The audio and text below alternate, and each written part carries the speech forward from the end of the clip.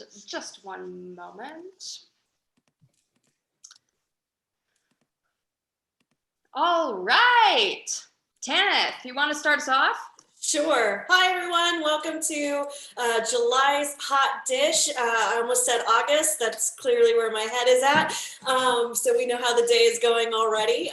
But hello, my name is Tanith. I'm the Vice President of NDKC. I am joined by our President, Stacy, as well as Board Member Jacko. I'm probably pointing in the wrong order. You know how Zoom goes. As well as our guest, Ash, who is here to discuss with us the notion of coming out as queer, both in a private and social way, and specifically how, the pandemic and quarantine 1.0 has influenced, the queering of ourselves and society. So Jacko, Ash, if you'd like to give a little bit more detailed introduction about yourself, please go ahead. Yep, so I'll go first. My name is Jacory Dion. I also go by Jacko or JD. I'm an artist, photographer, dance teacher, and fitness all-around guy. So I work on bodies as well. My background is in graphic design. So yeah, that's me. And my name is Ash. My pronouns are he, him, and I am a social worker, a queer activist, a college professor. Like trying to think of descriptive terms. There's a lot of them out there, but I basically have just been doing LGBTQ related work in the Kansas City metro area for the last 10 plus years. So happy to be here. Awesome. We're happy to have you. We're so excited. Next week is our big Queer Narratives Festival, which is a safe and inclusive space for the elder queers of our community, as well as brand new baby queers coming out. We're trying to facilitate, this great community that we have in Kansas City and provide a space for people to, be their authentic self publicly. And I don't know about you guys, but for me, during the pandemic, I think I got a lot gayer, if that was possible. But what about for you? Do you find that because of quarantine, because you didn't have to perform certain gender roles or sexual orientation for other people, that you could just settle into your queerness, or what? Let's start there with that deep, hard-hitting question. Well, I think for me, my queerness has been present, even pre-pandemic. So it wasn't so much about discovering how to get in touch with the queerness for me, as much as it was stripping away the noise of the outside and saying, okay, what do I want my queerness to look like, to sound like? I think that, and we can come back to this later, but I think queer people do a lot of performing, just because we have to. Sometimes we're in spaces that are not safe for us, and we learn how to turn it on and turn it off. And so when being locked down for a year for me and not having to do any of that, I found that it was a very freeing time, but also it made me really reevaluate a lot of things that I had been assuming about myself in terms of what I actually wanted to be saying or doing and how I wanted to be perceived. And I guess I'll let somebody else talk, but I just realized that I think we shouldn't waste time trying to perform more than we need to. I think that life is short, and we should live our truths and be authentic and be real and true to who we really are. Yes, snaps to that. I would just say for me, just the most apparent thing, I've been out for a long time. So the coming out piece wasn't really I think the literal coming out piece is what really has gotten to me the last year and a half, being cut off from being around my community physically, not being able to go to different events and like have that constant pouring into each other that I was really used to. Just the isolation has not been the best for, you know, my mental and my physical health. So it's kind of rough, like where we're at right now, where it's kind of like we're teeter-tottering on this line and we don't know what the future is going to look like. We don't want it to look like the past has looked like recently. So yeah, just that isolation piece has been really difficult to deal with. Yeah, I am bi, and though I've been out and I'm married to a woman and we've been together for 6 years or something like that, I feel like I'm perpetually like getting more comfortable with being a part of the LGBTQIA mafia, alphabet mafia, queer group. Like I didn't know, I feel like a lot of people who are bi, like I didn't know that I was a part of it, or I called myself an honorary member of the LGBT community, like into my relationship with my now wife. And it wasn't until someone, you know, who was working with me, who, you know, who was a lesbian woman, but just talking to me, we were working together, who told me that bisexuality, that she believes that bisexuality is real, and that is an option.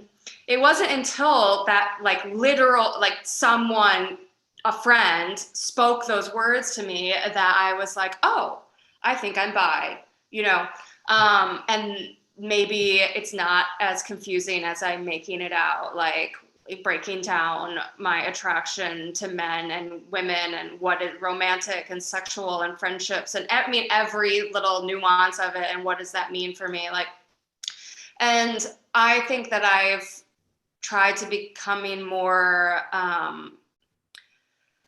out about my experience, because I've seen a lack of information about that, and that's what my experience has been too. And so I am happy to be a part of queer spaces and to like talk to so many people with such different identities and backgrounds and experiences, and to see that this really is a community of people of all types of, you know, and there's not, we have shared experiences maybe, but no one has lived the exact same life. And so we're all coming together as different people. And that's what kind of makes it a really unique space for me, and why I've been able to feel like I can grow into my full self in these spaces.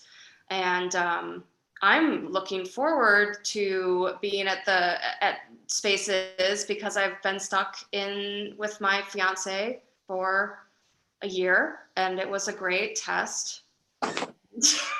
You made it. I'm excited to hang out with other people that aren't her. She probably feels the same way. Yes.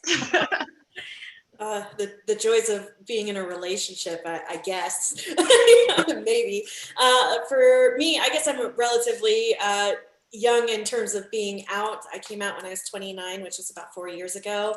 I came out as non-binary, started using they, them pronouns pretty much immediately. But you know, the story I think a lot of people share, like myself, is that we knew before we had the vocabulary to describe. Yeah. You know, oftentimes, at least for us seasoned queer folk, or queer elders, as we are becoming, you know, we just had a lack of vocabulary and a lack of that communication. I think the internet has done such an amazing job of connecting us with other queer people, whether, you know, they're trans or non-binary, or they're other gay, lesbian, bisexual, pansexual, et cetera, people. I think the internet was kind of a saving grace for me during quarantine, because I was able to explore, you know, myself without the presentation expected of me by the outside world. For my experience as a trans person, I don't necessarily have gender dysphoria, but I have social dysphoria. So when I go outside and someone perceives me as a woman or as not non-binary transmasculine, I'm just like, ugh, cringe, you know, kind of like this outside perspective of myself kind of settles in, and it gets me. So like for me, being in isolation was really great because I got to actually figure out my non-binariness, and I could sift through that without having to perform one extreme or the other. I could just sit and settle and like just enjoy my gender for what it is. But now that I'm out and about, I'm like, oh God, yeah, I remember now. I don't like being called miss or ma'am. And so that social dysphoria is coming back. So kind of an opposite thing. Like I'm excited to be social. I'm a huge extrovert, but oof. Yeah. I think it's a really interesting thing that you touch on, because it's and even you, Stacey, I think it's like we're put in boxes, and sometimes we put ourselves in boxes of how we have to be or define ourselves. And then being in this lockdown and this quarantine, we were in kind of a literal box or space in our houses. So I don't know. It's just do you find that now that you're kind of rejoining the world, things are looking stranger to you, or you're more critical of, I don't know, the people around you or the spaces, how they're navigated? Has your perspective changed being around people for any of you? Mine definitely. I'm like, as soon as you're talking, I'm like, yes, and it upsets me, but I am a lot more critical, and I am a lot more skeptical and negative about just the state of the world. And in any space, you know, I went on vacation and exited the, you know, city, and feel an incredible tension, you know, going into those bathrooms and, you know, wherever, and wondering about my partner, and wondering, you know, kind of just tuning in to all of those faces as they're looking at her and looking at me and looking at, you know, and so I didn't used to feel that way. And I don't know if that is like naiveness, but I definitely need to figure out a way where I'm not this negative and unhappy, because it's really not good for my mental health. So. Yeah, I deal with PTSD, and then just a natural part of being trans, I think, is there's an extra hyper awareness that is happening. So if you are trans or non-binary and you have that hyper awareness and you have PTSD, you are like hyper aware. And Ooh, so hard relate, Ash. Quit relating so hard to me. So like just a little bit like bullet points about how I came out. I first came out as gay in high school, because again, like if you don't know that something exists, you can't really apply it to yourself. So came out as gay, and then in undergrad, I started exploring gender a little bit more and came out as gender queer first, and started using Z here pronouns. And then after a little while in college, I kind of did a lot of self realization type of stuff, and was like, you know, all gender is drag anyway, and I've always presented in a more masculine way, so why not start using he him, because it will make my life easier. Because really, like there's two pieces to that whole concept of gender that exists in the cloud, right? With all the ways that we can unpack it, but it's like, how do I feel? How do I see myself? And then how do other people perceive me? And so it's trying to find somewhere that, you know, those two things, there is somewhat in alignment that you can deal with it. So yeah, I was kind of going on a tangent there with that one. I'm not sure where that road was leading to, but just really related to what you were talking about with like coming out and oh yeah, PTSD and just hyper awareness, just like over quarantine, how different pieces of that have been exacerbated in different ways. And kind of realizing how much of an impact it has on you to not be surrounded by people that get you all the time. You kind of have to deal with your life in a different way. It kind of reminds me whenever I first came out as genderqueer, and I was every single day being misgendered several times a day and having all of this hyper awareness of the gender dysphoria that I was experiencing. It's very similar to that feeling, I think. Yeah, it's really interesting, you know, because like during quarantine, post-COVID or pre-COVID, excuse me, timelines, already told you I'm in August. So, but like pre-COVID, I performed like hyper femininity. And like, for me, it was very much this is a choice now. I'm not doing this because I'm a woman. I'm doing this because I like to do it. But during, quarantine, I didn't have to do that anymore. And I realized, oh yeah, I'm transmasculine. Like my personality, who I am, aligns more with like masculine values that I really, really enjoy and want to participate in. Though, disclaimer, you don't have to be transmasculine or a man or anything to participate in those things, disclaimer, right? But it's interesting re-entering the world because like I started transitioning during quarantine, and so now I'm in this like weird stage, second puberty, like trying to figure out what's going on. My body's changing again, but in ways that I want it to, sort of thing. And so now I'm doing that publicly as well. And it's like, oh goodness, like, don't perceive me, don't look at me. I don't want to be seen, but also please love me. You're just fighting these, like, please see me for who I am and not what I look like.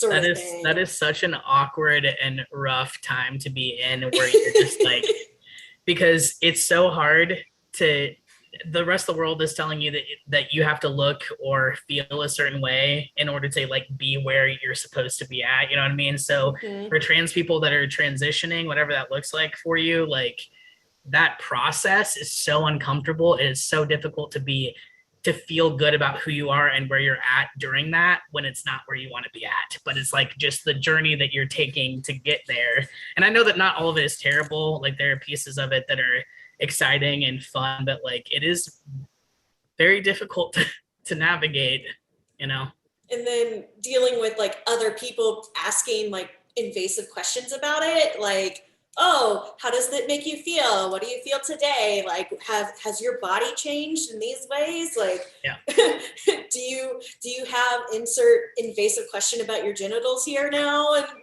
like it's obnoxious because like, you're more than your body.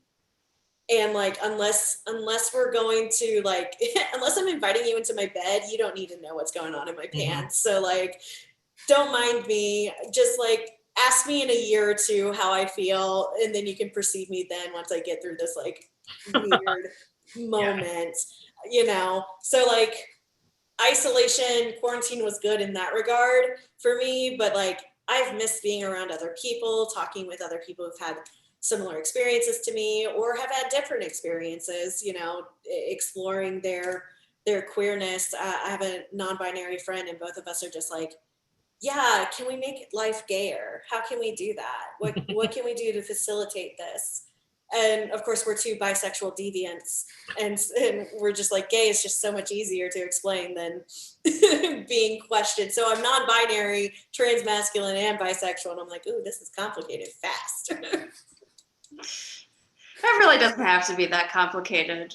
Yeah. Well, not for me, right. but for other people, they're like, I don't know about this.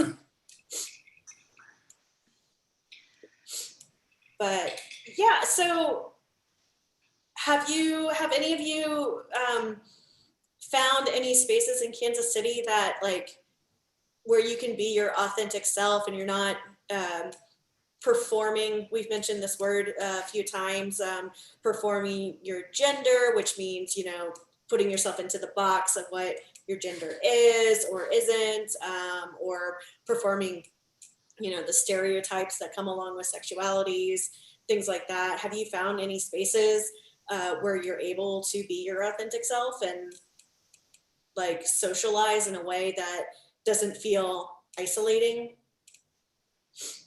Apart from my house, you mean? Yeah.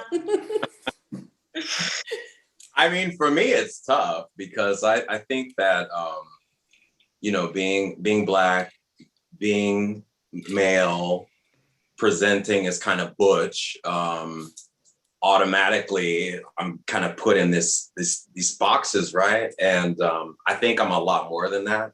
And when people get to know me, they see I'm a lot more than that. So it's like if people perceive you as this macho butch guy, and then you tell them like you like dance, you like fine arts, you like lace, all of these things that are considered like them, they're thrown. They don't know what to do with that. And I like many things about Kansas City, but what I don't like is how sort of limiting and limited it is when it comes to queer spaces and how queer people are supposed to be. It's like you can only be in this one category and nothing else.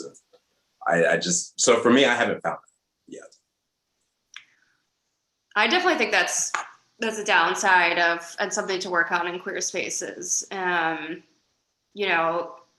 think we do what is natural to the human brain, which is, put our own self in boxes and kind of even gravitate towards similar people, and it kind of fuels stereotypes and like the over dependence on stereotypes, and that played out in spaces.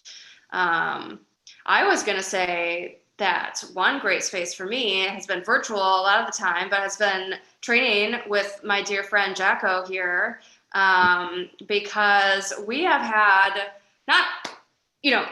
through the process of exercise and talking about body and fitness and stuff, I've really enjoyed our conversations and like felt more self-love and exploration in like what my body is and what my body looks like and what it feels like, and like more power in the body that I have compared to like just always wanting it, to look a different way. And I've just really enjoyed, it's great to like do a workout and then talk for like another 45 minutes about gender and about body and about confidence and about self-love and about just how all these things can go together and how we don't have to be one thing.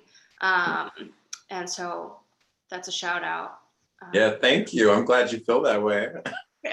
I hope you feel that way. I mean, gosh, I think this is nothing to do with what we're talking about, but that's one of the problems with like health and fitness is it's a lot of the times that people are so narrow-minded, especially men. I'm like, gosh, we can lift weight and like queen out too. One doesn't have to cancel out the other, Yeah. Anyway. I think that's true for, I like to be super strong and I like to feel really strong. And sometimes that is presented in the way that I, dress or behave. But that doesn't have any, at the same time, I can also, be the opposite of that. And it's just, that's all in one thing. I don't see why we can't all just embrace all of that in each of us and understand that that's in each of us. Yeah.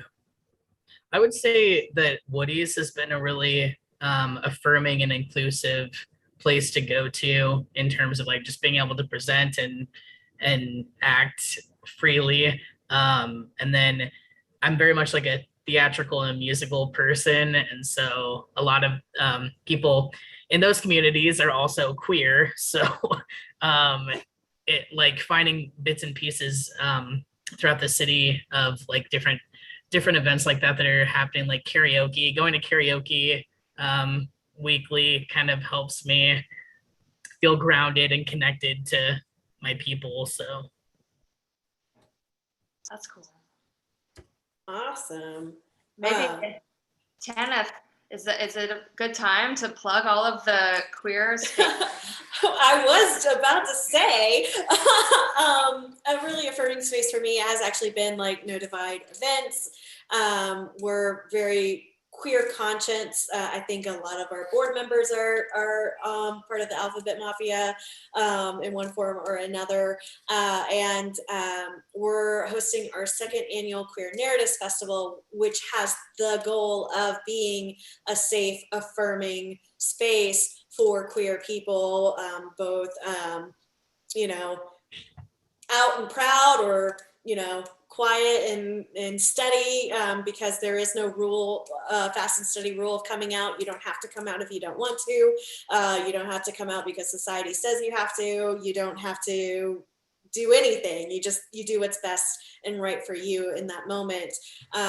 But come see us next week, starting Monday the 2nd, at the Black Box down on Union in the West Bottoms. We're going to have an art gallery featuring 7 visual artists of different mediums, showcasing their queer art and how their queerness has impacted their art, as well as having a big show at the end of the week, Friday and Saturday, where we're having some of Kansas City's local queer performance artists, music, spoken word, the works, coming and performing. And we would love to celebrate with you, just the beauty of our community, and hopefully creating a space that where you can be affirmed and authentic without having to feel boxed in. So yeah, come see us. It's gonna be fun. Shout out to the Black Box also. Like, oh my gosh, what an incredible venue. And like super queer affirming. I totally dig that space. Is that where you do karaoke? They have karaoke every Monday night. They do have karaoke every Monday night. June's Jazz Club, which used to be Arts Bar, also has it on Thursday nights. Tonight it's going on, so. We know what you're doing after, huh? Maybe.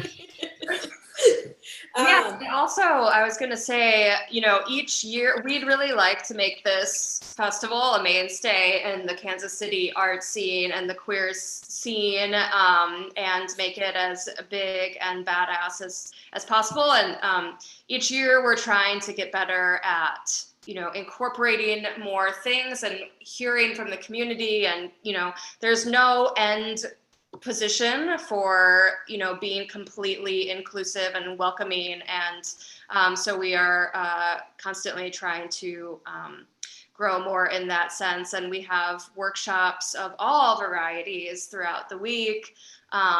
Queer allyship and asexual meetings, and another meeting that sounds really interesting called I Was So Gay, which is kind of talking about language and how we all used to say gay instead of something more accurate, and that process. And there's just a whole bunch of stuff going on, and those are donation based. So come along and talk to us and let us know what you want to see, and if you don't see something that you want to see and stuff like that. So yeah. Do you all feel that the coming out process ends, or do you feel like it's a continuous thing that you just do throughout your lives? Definitely ongoing. I was gonna say, I think I've come out 3 times now already, so I don't know. Maybe that's a trans umbrella experience too, because when exploring gender and kind of touching on what Stacy and Jacko were talking about earlier, how being masculine does not cancel out being feminine. Like, they're not opposites. They're not like the flip of each other. They're just 2 different states of being, and there's no reason why you can't move between those different states or exist completely outside of them. Because I don't know if Ash, if this has been your experience, but for me, like being non-binary and trans, like it has been so freeing in that I don't have to conform into what society expects of my gender. Mostly because we don't have that language in Western American, white supremacy language to express gender outside of those boxes. And so I've been following Alok Menon on Instagram and all the podcasts and interviews that they've been recently doing, talking about being non-binary, being trans is like the ultimate expression of love, because you free yourself from the labels of an oppressive society, which is incredible, right? But also like it puts a target on your back because of other people and how they feel about you, you know. Yeah, when I'm doing trainings, I make a point to talk about how coming out isn't just a one and done thing, and it looks different for everybody. But like, especially for me, like coming out as gay originally, that was like a whole different experience coming out to people than it has been being trans, especially now that I have passing privilege.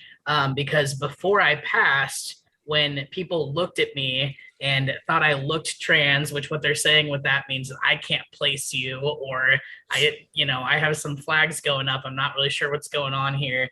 Coming out looked different back then. Like it was something that I had to do. I felt like I had to do it. I had to explain myself in order for people to even know how to refer to me.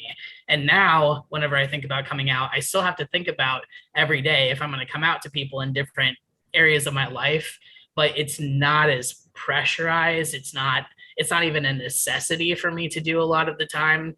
I think part of that has been because I've been very out and like active in the queer community for a while. So it's like after a certain point, it's hard to like put yourself back in the closet, even if you would want to. But yeah, coming out definitely looks different. And I always say that like, you never know how someone's going to respond. And once you say those words, they get to do whatever they want with them. So it can be a really scary thing, not knowing how people are going to take that. I was going to say that speaking of just keeping with the theme of compartmentalization, I kind of have felt mental health, my sobriety, my career, physical health, queerness, those are all little compartments that I, have to check those boxes, but I feel like now talking about is coming out a singular thing. I feel like actually all of that is one thing. And I'm feeling that more as I get older and am kind of embracing my whole self a little bit better. And that's a continual process. And I think they're all tied, and it's all kind of just the process of knowing yourself and living in yourself for like this time that we have here. And I don't necessarily see them as separate ventures anymore. Yeah, that's an interesting way to think about that. Yeah. So my answer is no, Jacko. I think so. Well, I think it's really interesting, this idea of passing. And I definitely like to just play with that sometimes. And it's amazing how if you dress a certain way, if you don't speak, you're able to pass as something. And then you can just observe people's opinions, their ideas about stuff. And yeah, I think it's just really interesting to do sometimes. And then you just like decide, okay, I'm not going to pass anymore. And that's it. And you let that go. I think that, yeah, I definitely go back and forth. Some days it's like coming out, you want to do it, have those conversations. And other days you just don't. You don't want to explain yourself. Mm-hmm. Well, and I think the older you get too, the more you understand that like your queerness is the least interesting part about yourself, right? So like you have these labels that help you, identify yourself, relate to your community, relate to other people, but like labels are a great snapshot of who you are in this moment. I don't think they're the end all be all that we've been conditioned to believe, especially in terms of like sexuality and gender.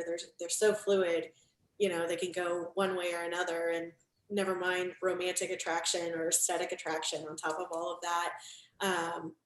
So I love the idea that like coming out becomes less important the more comfortable you become with yourself. And that you're like, I'm a full human being with all these multi-facets in my life, you know, physical health, mental health, art, science, you know, sport, whatever it could be. And those are the things that are interesting about you. But I think there's something special in finding, you know, safety and not explaining your labels to anyone too.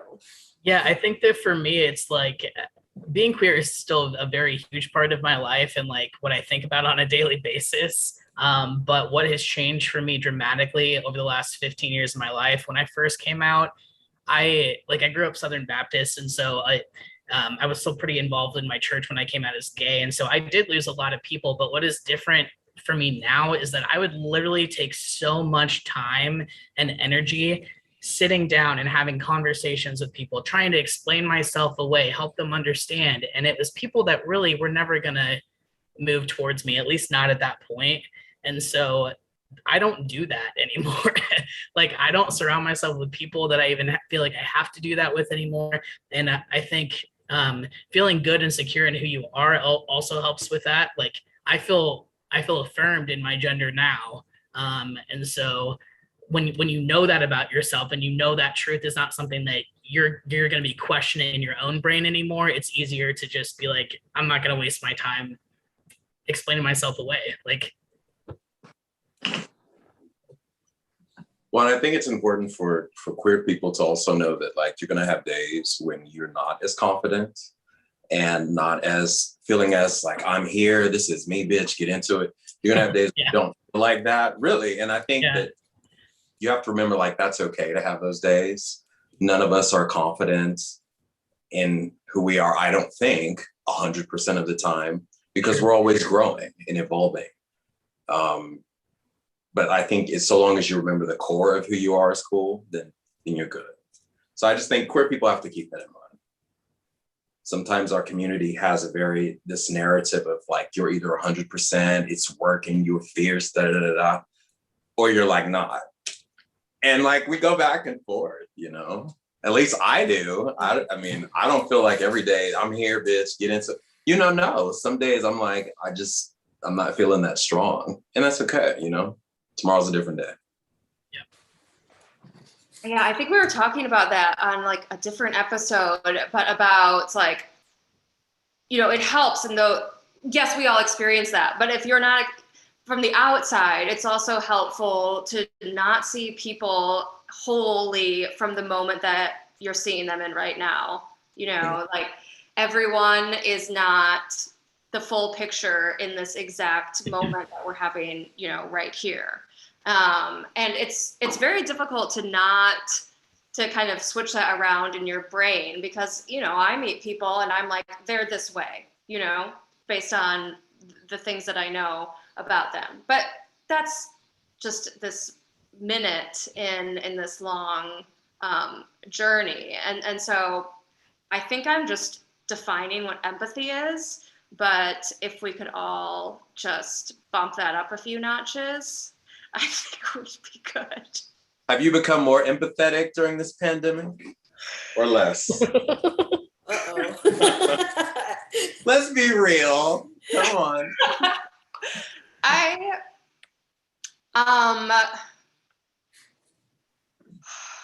don't know. I guess it is a journey. And I don't want to get like too into like the political journey that I've taken and the thoughts that I've had. I mean, I think in general, my empathy comes from the fact that I think the problems that we have in this country are largely systemic and not the fault of any individual at this point. And I could understand the capacity of an individual and their circumstances and what they may or may not be able to bring to the table. So I think but I guess I have lost empathy to those systems. Okay. Yeah. What about for you, Tim? I think I've become more empathetic actually. Just given like a lot of my own life experience. I got I got involved in the housing justice community over on the Kansas side. I lived over there for a while, and at the start of quarantine and the pandemic, when there were no protections for renters or low income communities, people were getting evicted left and right. I was scared I was going to get evicted from my corporate landlord who owned my building, and I even tried unionizing my building that I lived in, because there was a lot of senior citizens who, that was their home. They've been there for like 20 plus years, and we built a community with each other to help each other out. Like, I would go buy groceries for my neighbors and help bring them things that would make them feel better, or help them stay healthy, especially since they were high risk or unable to leave their home. And it, I've always had a sense of empathy for other people, but something about being in quarantine and being in isolation and being so alone, I know other human beings felt that, and I know other people were struggling the way I was struggling, and I felt like my heart got both bigger, but with stronger walls around it, so I couldn't be manipulated or torn down as easily as I had been in the past. So it was definitely an experience where I got involved with Wyco Mutual Aid and Rent Zero Kansas and all these other groups, and my favorite saying that I got out of them was solidarity, not charity, and learning the power of mutual aid and what mutual aid actually is. And it's not just passing $20 between, say the four of us, but it's hey, I'll come over to your house and help you do something. Hey, let me go get your groceries. You don't have to worry about paying me back. That's empathy in action, I think, where you care for your community in a way that is individualistic, yes, but it also subverts the systems that are in place. So it's a little bit of both, That's how I came out of that. Mm-hmm. It's a deep question. It's layered, I think. I've been working in the housing arena for throughout the entire pandemic. And so I've experienced empathy for a lot of folks that are navigating homelessness, and some people that are doing that for the first time in their entire life because of COVID. And it just, I don't know, there's been a lot of realizations that have come with that, because you hear a lot of the reasons why people are either against getting vaccinated or unsure, and we start to kind of paint a picture in our minds, I think, of the type of person that would do that would not want to protect other people in that way. But a lot of my young Black 18 to 21-year-old youth that I work with, there's a lot of layers as to why they don't want to get vaccinated. There are a lot of layers as to why they don't trust a lot of the things that are going on right now. So I think empathy has, I've gotten less empathy for certain people who want to get hung up on things that don't make sense to me with COVID, but definitely increased empathy for people that are, there's a lot of layers to why they feel the way that they do about what's going on.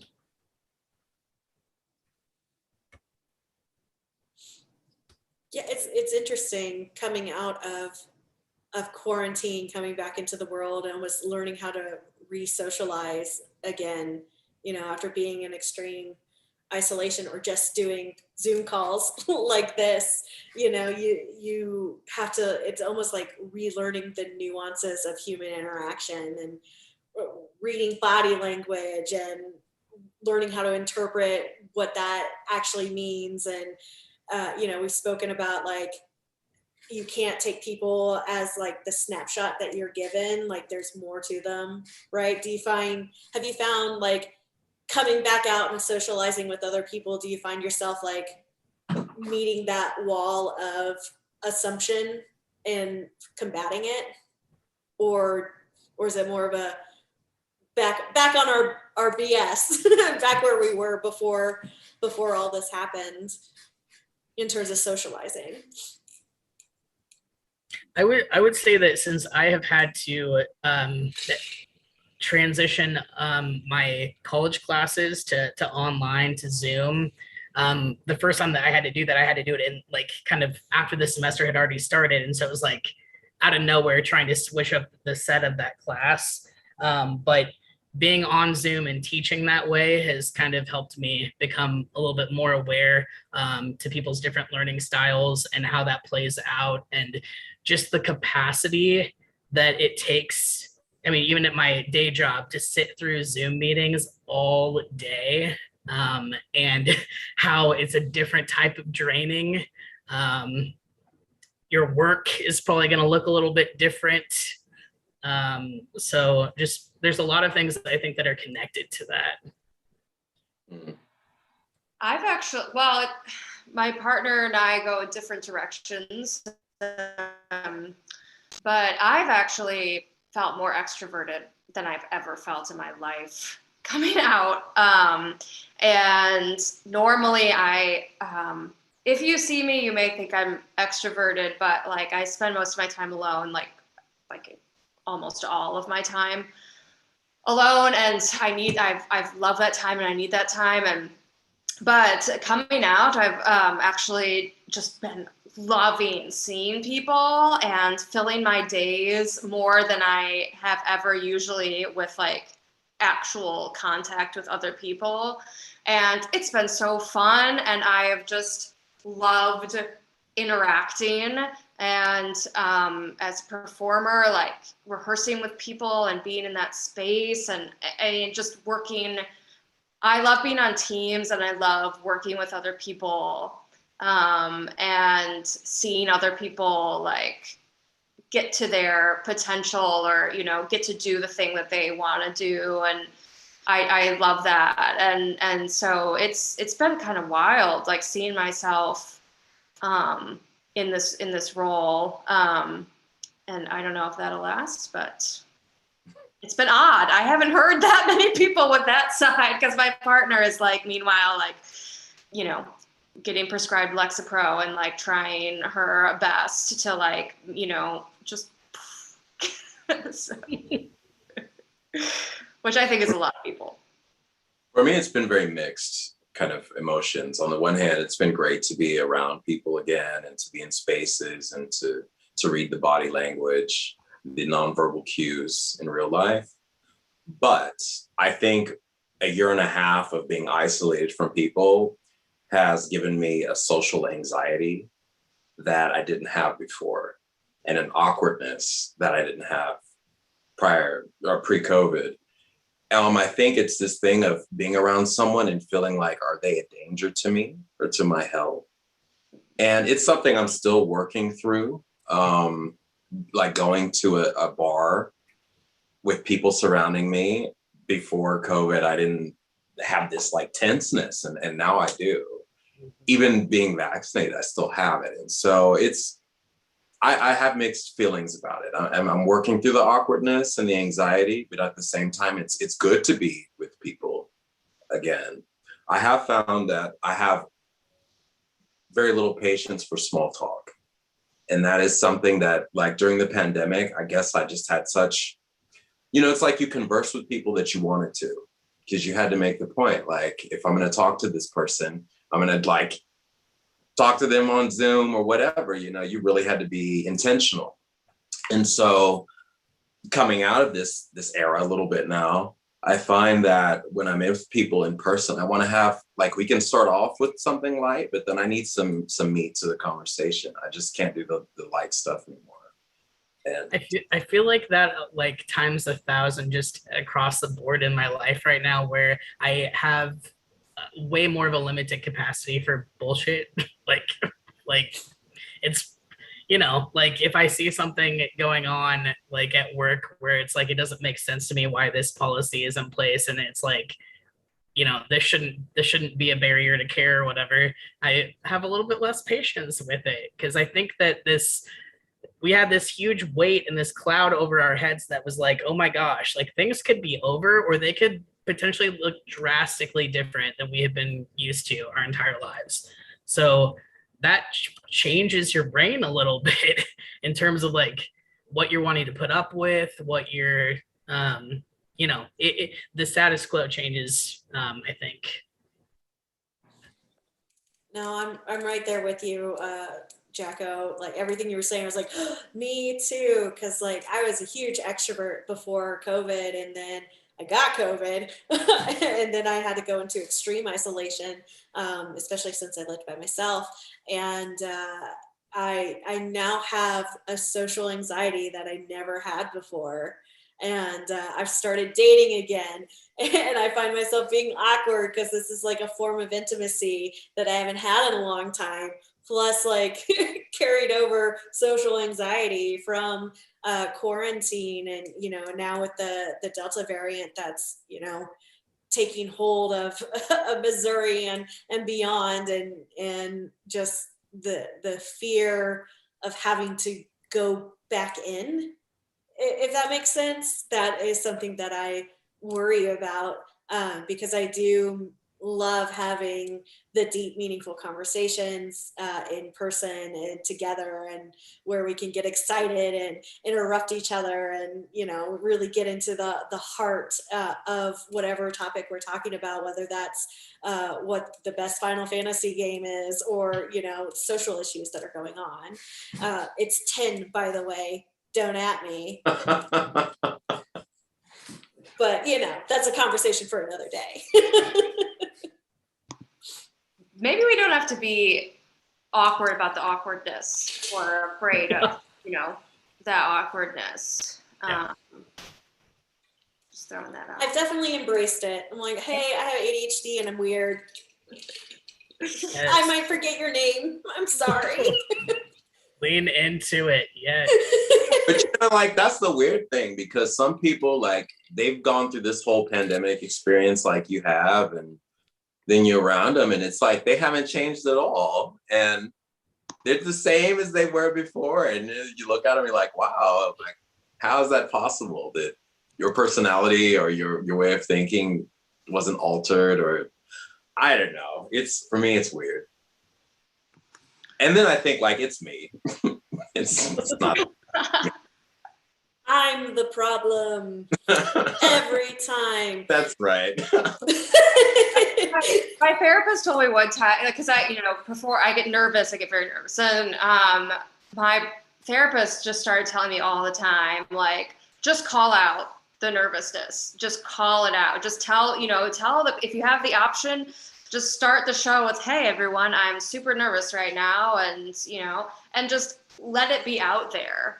And that has resonated with me over time. At first, I was like, that's just not possible, and I will never, ever do that. But I don't know. I'm thinking about that more now, calling out the awkwardness and, just having a bit of a perspective on where we're all at right now. Well, I know I'm in August, but I can't wait for you guys to catch up with me so we can go to Queer Narratives Festival together in just a few days. Ash, thank you so much for joining us. Same, Jacko. I'm so glad that we could have you here with us on Hot Dish this month. And thank you to everyone watching and streaming, and of course share this video once it's uploaded and ready to go. Ash, where can people find you so they can follow you and see what's going on with all your stuff? I mean, I'm on Facebook. I'm on Instagram. Feel free to follow me that way. I'm doing stuff all over the community, so that's the best way to kind of see what's going on. What's your handle? Ash Smash 53. That sounds like something straight out of AOL, Instant Messenger. 100%. I haven't changed much in terms of that stuff over the years. Jacko, where can people find you if they want to follow you? So please follow me on Instagram, Jacory Dion. You can see my art, support that. Jacko Fit, JAKKO. That's my fitness stuff. You should follow both of them. Keep up with me, see what I'm doing, and we can connect through that. Awesome. And of course, follow No Divide, KC, all one word, lowercase, to see what's going on. You can see all of our workshops that we have planned, as well as the lineup for our festival next week, and keep up with, all of our future events that we have planned. Stacy, have I missed anything? No, that sounds good. Yeah. Be in touch with us. We're here, we're queer, and we're open to hearing all that you got to say. So get into it. Awesome. Thank you so much. I hope everyone has a wonderful night. Please stay cool, drink lots of water, and don't melt. Yes. Thank you. Bye. Bye-bye.